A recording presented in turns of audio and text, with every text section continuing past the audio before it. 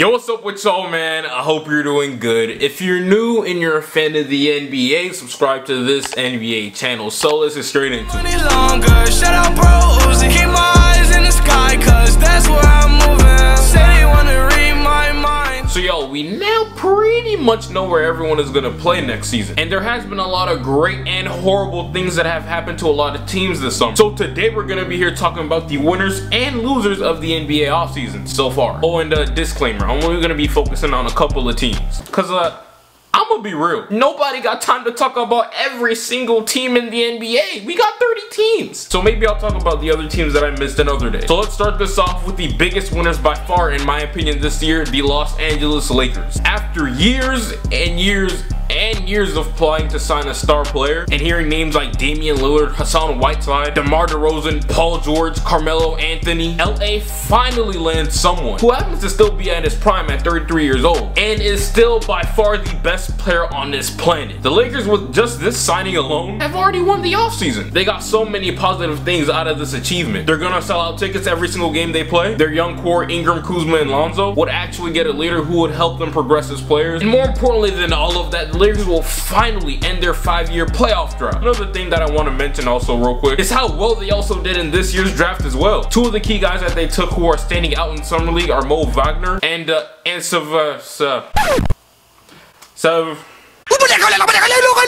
Stop. Skip his name. It's a lost cause. I'm gonna just put it on the screen. That dude right there will have a place in this league for many years to come. That dude has the skill set to contribute to a winning team instantly. The Lakers are by far the biggest winners in this year's offseason. Ain't no debate, ain't no discussion. They got the job done not only in free agency, but also in the NBA draft. Oh, and speaking of the NBA draft, let's get into the Phoenix Suns. Look, I swear, every single video that I make that has to do with the NBA draft, the Suns are always involved in it because of what they were able to put around Devin Booker in just one summer. Their front office did the best job they could possibly do. DeAndre Ayton, he's at least going to be an all-star for the foreseeable future. That was my first time using the word foreseeable in a video.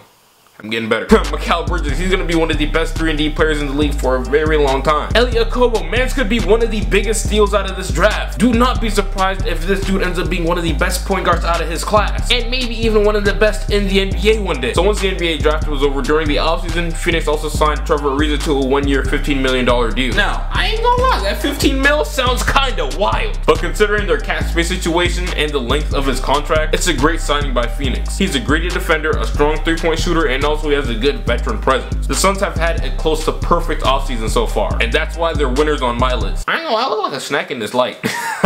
So Phoenix take this massive W. Now let's move on to the Dallas Mavericks. I swear to you guys, I have never spoke about the Mavs for an extended period of time on my channel, but as of recent, they've made a couple eye-catching moves to me that could turn them into a playoff team surprisingly. Obviously, their two biggest acquisitions were DeAndre Jordan and also the Euro sensation Luka Doncic. These two right here make the Mavs dramatically better. DeAndre Jordan is a pick-and-roll god and has been one of the better defensive centers in the league for a while now. And for Luka, in my opinion, he's gonna elevate this whole team because of his ability to create plays. He's the perfect type of player to pair up with Dennis Smith Jr. Every single team in the league needs more than one ball handler in their starting lineup in order to be successful. And the Mavs got someone to back up Dennis Smith and alleviate some of that pressure off of his back. The Mavericks could potentially roll a lineup of Dennis Smith Jr., Wesley Matthews, Luka Doncic, Harrison Barnes, and either DeAndre Jordan at the 5 or Dirk Nowitzki. There's a whole lot of versatility going on with their roster, and they can match up with just about anyone in the league. The Dallas Mavericks are being super slept on, and they've just about completed their rebuild, and I believe that they're now ready to contend for a playoff spot. That's why the Dallas Mavericks are one of the winners on my list, and I salute them for that. Next up, we got the Oklahoma City Thunder. Of course, the main reason why they're even on this list is because of the Paul George re-signing. If PG didn't want to re-sign with OKC, on God, they would be losers on my list, because that would have meant that they gave up Victor Oladipo for nothing. Russ has gotten another chance to play with a star player and to prove all his doubters like myself kinda wrong. Oh, and I almost forgot, as in the making of this video, Melo is still with OKC and he either might get bought out or traded. So that's great news, and OKC should be better off without him. On to the next winners on my list, the Philadelphia 76ers. Now, this may seem kinda odd to some of you guys. You may think that Philly really didn't do much this summer, but that's where you're wrong. So far, they've made a couple great low-key moves this summer that makes them better now and going on to the future. They just scooped up Wilson Chandler for the Lolo a couple days ago since they couldn't sign LeBron James. And they also flipped the 10th pick in the NBA draft with the 16th pick and also the Miami Heat's first rounder in 2021. A lot of y'all don't know this resources, but that pick could turn out to be stupid valuable in just a couple of years. So the 76ers still get a W even though they didn't sign LeBron James. Up next and last on my winners list are the Golden State Warriors. The Warriors obviously just signed DeMarcus Cousins with little roster movement involved. The only way I can see this move backfiring is if DeMarcus Cousins starts talking crazy in the locker room and starts random beef. But other than that, there's absolutely nothing that could go wrong with this signing. This is a low risk, high reward type of deal. Even if the Achilles injury still affects DeMarcus's game, it really wouldn't matter because he'd still make the Warriors better. Because that injury cannot affect your shooting, your IQ, and passing ability. The Golden State Warriors, Kevin Durant, Klay Thompson, Steph Curry, and Draymond Green got their foot on the entire NBA's neck right now. And of course, they take another massive W. Now y'all let's get into the losers of this year's offseason so far. First team up on my list are the Cleveland Cavaliers. These dudes have now managed to lose a top 2 player of all time. Not once but twice now, and what triggered them to leave the second time is what happened back in the 2017 offseason last year. They lost Kyrie Irving, and out of all the places they had an opportunity to trade him to, Dan Gilbert trades them to the enemies. LeBron James lost a clutch superstar point guard who is absolutely irreplaceable. And with the results of this upcoming draft, the Cleveland Cavaliers basically traded Kyrie Irving away for Ante Zizic and Colin Sexton, since Isaiah Thomas and Jay Carter have gotten traded. The Cavs, well specifically Dan Gilbert, was preparing for this moment right here, and I salute them for that. But he really messed up giving Kyrie away to the enemy. That's just simply something you do not do. And now the Cleveland Cavaliers are just left with Kevin Love, who still has some good value to him. But I really don't know if he'll get traded though, because the Cleveland Cavaliers have been sending mixed signals all season long on what they plan to do with Kevin Love. They say they plan to keep him and contend one day, then they say they look to trade Kevin Love, then they go back to saying that they don't plan to move K-Love. I don't know what the hell is going on, but I believe they should trade Kevin Love as soon as possible. Now some people say K-Love should get moved at the trade deadline, so the Cavs will get the most value out of him possible. But bruh, let's be real here. Kevin Love is fragile as hell and he's injury prone. He's always getting hurt, bro. I highly doubt that Kevin Love will be able to stay healthy for the first half of the season. Since he's going to be the first option and the focal point of the Cavs offense, his body's gonna go through a lot of wear and tear, and he'll more than likely get injured again. So I believe the Cleveland Cavaliers should trade him as soon as possible. So on to the next loser this offseason, the Toronto Raptors. Now, unlike the Cavs, the Raptors did not get any worse this offseason, which is good, but they didn't really get any better at all. It pretty much looks like they're gonna come back with the same exact roster from last year that got smacked in 4 by that weak Cavs team. This Raptors team right here mentally isn't built for the moment, and that was because of their leaders, DeMar DeRozan and Dwayne Casey. I understand Dwayne Casey is gone now, but an NBA coach can only do so much and take you so far. It is the players who need to execute. So yeah, back to the leaders thing. I wanted to focus more on DeMar DeRozan. I thought the Raptors were gonna deal him and should have dealed him this offseason, because I believe he's holding this team back from being great or better than they are right now. Toronto has a good bench, one of the best benches in the league, and they are a crazy versatile team who set records on records for their franchise this regular season. Even after all those accomplishments that were met, they still managed to get swept by this horrible Cavs team. I'm sorry man, I don't think the Raptors can beat the Celtics this year or even the Philadelphia 76ers. If they got swept by the Cavs, how much better could they truly do against those two monsters? There's no way in hell the Raptors could beat those two teams that I just mentioned. This may sound like I'm hating on DeMar DeRozan and his team, but I'm really not. I'm just being real and honest here. They missed their chance at reaching the NBA Finals. It's too late now. They're trying to run this thing back with just about the exact same roster. Next year in May or June, whenever they have to face the Celtics and 76ers, it is wraps. Now y'all, the last team on this losers list are the Portland Trailblazers. The Blazers are on the same boat as the Toronto Raptors. They both got swept during the playoffs and hardly made any moves this offseason. I believe this is now back-to-back years where the Portland Trailblazers have been 4-0 in the first round. Now in 2017,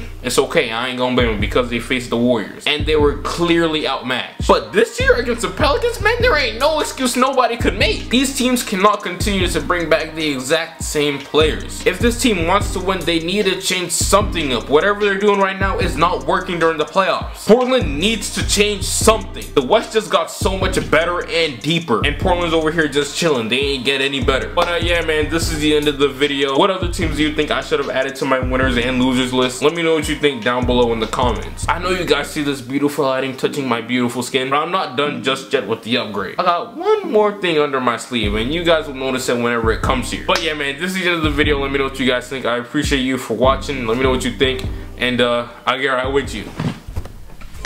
No way, yeah.